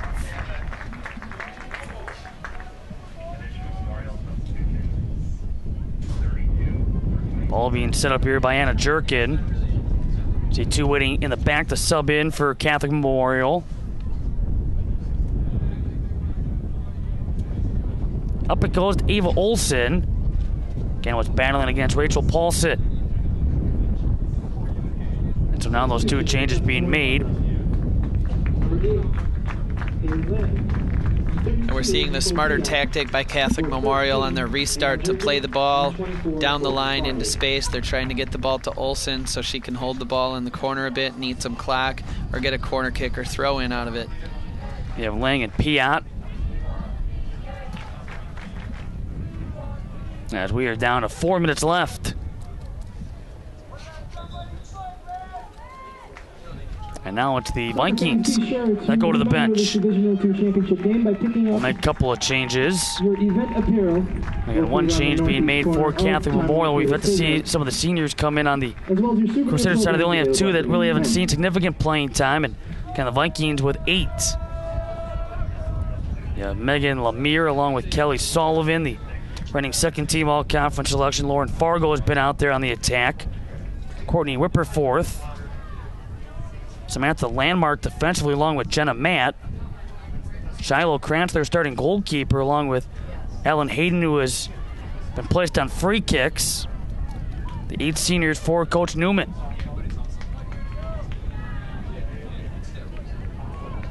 That was kept in by Karina Krausert, and there is Hayden. Able to take it away, and now Hayden up the line, up it came on Handrick, but knocked out by Katie Golubowski. Number 6, Emily Ott.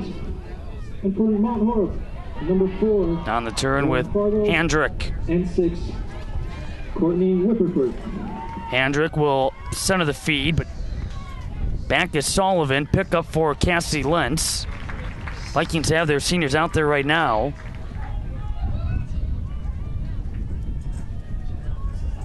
Inside 2.5 to go.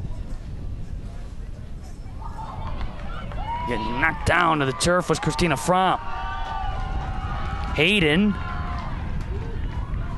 Pressure from behind with Sophie C. Hayden. Again, leaving it back for Messick. Off Handrick's head. Handrick and Golubowski.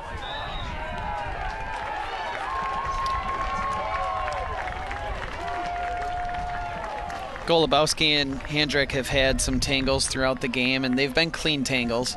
I've been impressed on both sides how when they do win the ball, they find a way of showing their individual flair.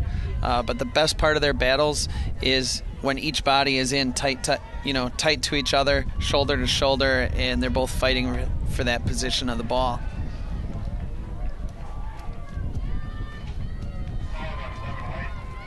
Hayden takes a bounce toward Jenna Matt. Out to Krausert. Dump back in, but there's Lentz out of the reach of Kelly Sullivan. As we approach a minute left in this D2 state championship game. For Catholic Memorial, this will be their 5th WIAA Division II state title. Julie Fisher for 21, Sophie C. And again, their first since beating Grafton on this field 1-0 back in 2010.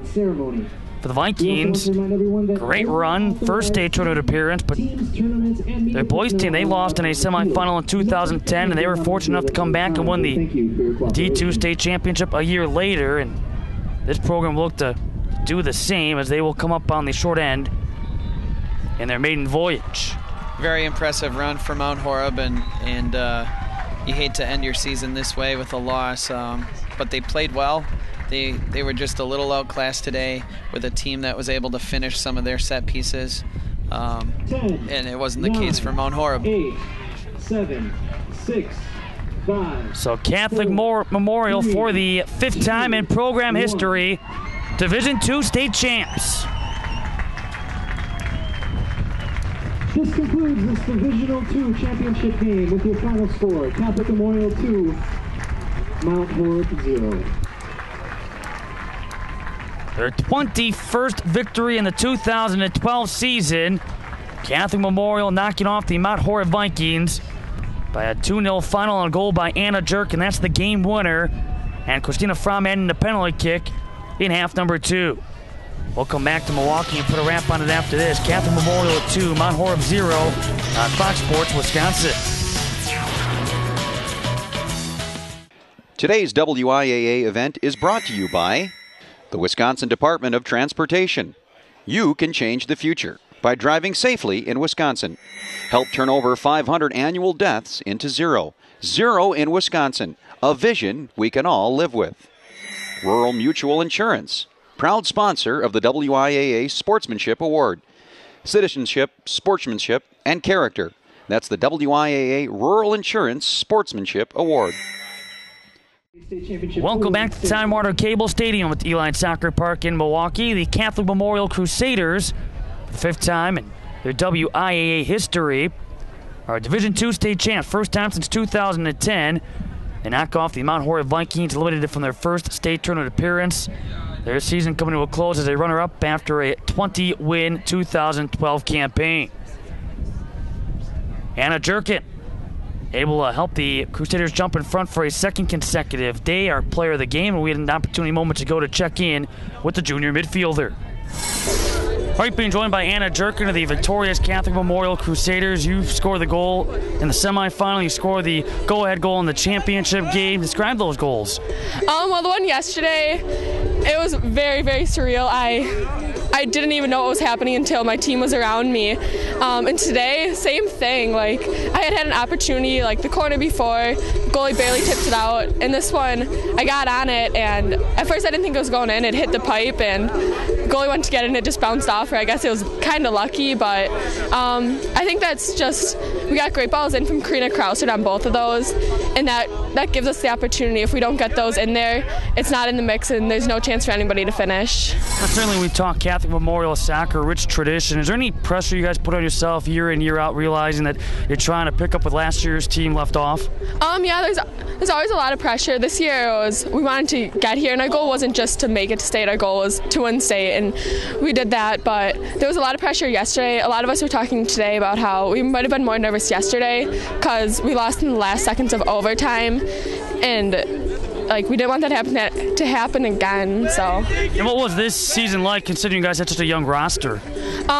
I think it was a tough season, but a lot of us stepped up and took our spots on the team, and we have a very deep bench. Even the freshmen, like Nicole Piat, scored tons of goals for us. Emily Ott gives it her all. I mean, there's just a lot of people that step up, and I think that's one of the great things, that the young players aren't afraid. We're very welcoming to them. Did the weather play a factor at all today? It was pouring rain, obviously, in the first half, and then the sun came out and the wind picked up here in the second half.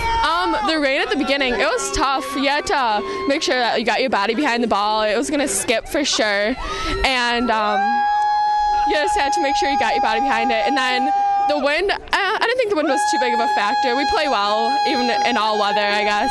Well, congratulations. Thank you. With the victory, Catholic Memorial's 2012 season coming to a close with 21 victories, 4 defeats, and 3 ties. Mount Horeb coming up on the short end as their season ending with a 20-win and 4-loss mark. Eric, your thoughts on this Division II title game? It was a really nice game, and from start to finish, Catholic Memorial showed why they deserve to be the champion today. Their possession was just a little bit better, and they were able to find their teammates together and connect not only on their free kicks, but also as they started to build their attack.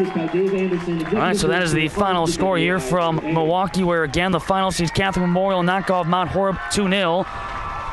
On behalf of Eric Liebergen, our entire crew behind the scenes, Matt Menzel saying so long and good day. You've been watching continuing coverage of the 30th annual WIAA Girls Soccer State Tournament from Fox Sports Wisconsin.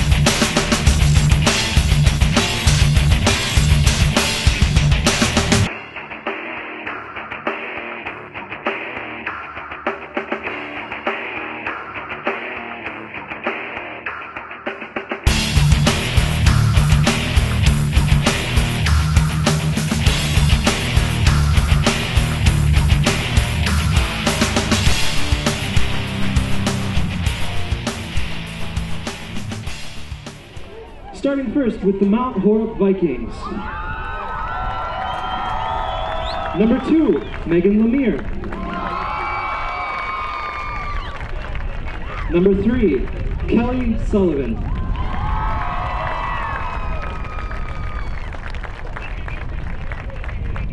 Number 4, Lauren Fargo.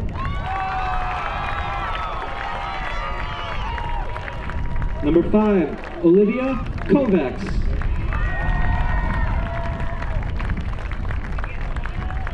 Number 6, Courtney Whipperforth. Number 7, Claire Miller.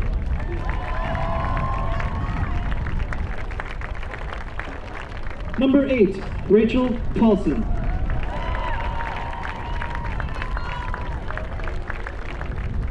Number 10, Samantha Landmark. Number 11, Jenna Matt.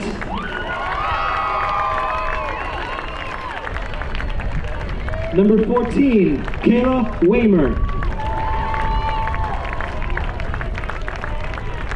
Number 16, Tess Bayer.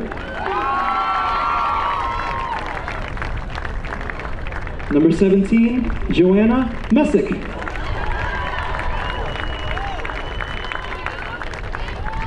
Number 18, Shiloh Kranz.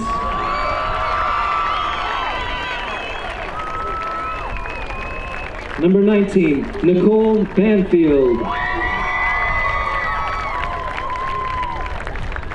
Number 20, Cassie Hendrick. Number 21, Ellen Hayden. Number 24, Brooklyn Myers.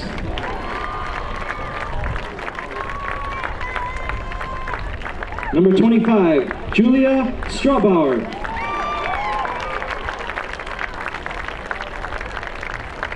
Number 26, Katie Cecil.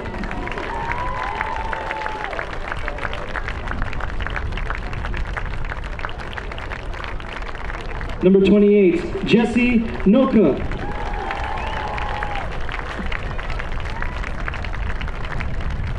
Number 33, Ashley Butchamp.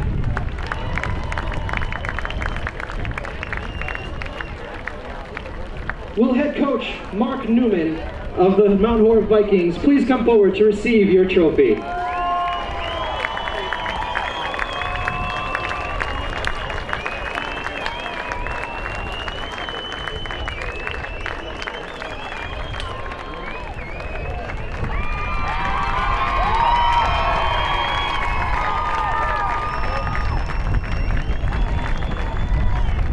And now for the Catholic Memorial Crusaders. Number 1, Cassidy Lentz.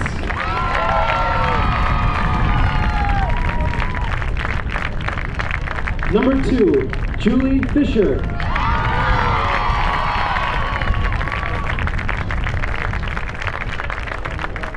Number 5, Ava Olsen.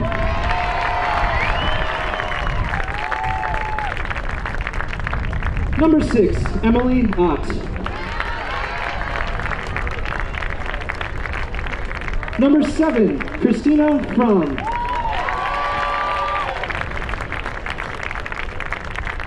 Number 8, Haley Lang.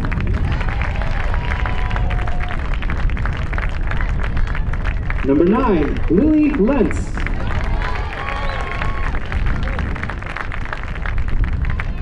Number 11, Katie Golubowski.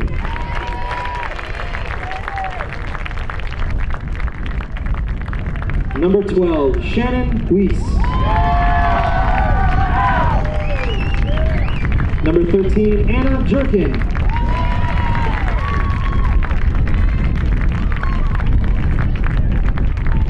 Number 15, Karina Crossert.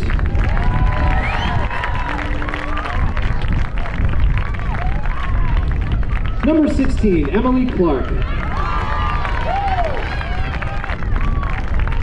Number 18, Rachel Mulsna. Number 19, Christine Smith.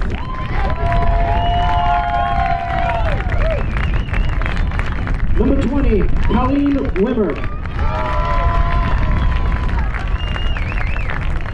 Number 21, Sophie C.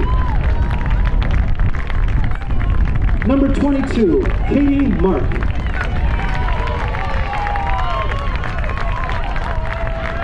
Number 23, Katie Hampel.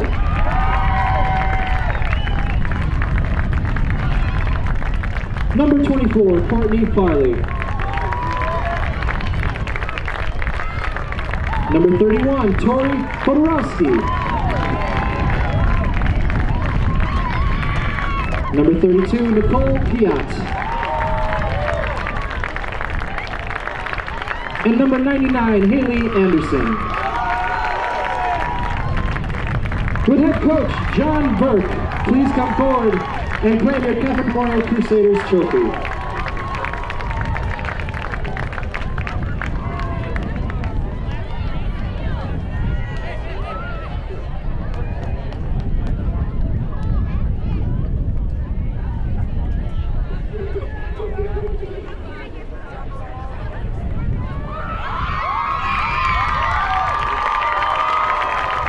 Congratulations to both teams.